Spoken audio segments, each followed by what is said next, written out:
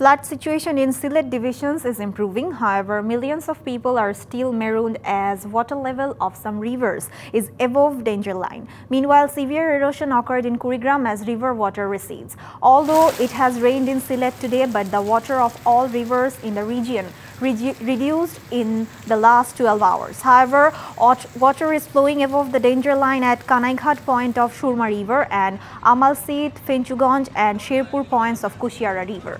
At this, the people of Finchuganj, Osmaninagar, Balaganj Upazila are suffering a lot. Meanwhile, water level of all the rivers including Tista, Dharla have reduced in the northern district of Kurigram.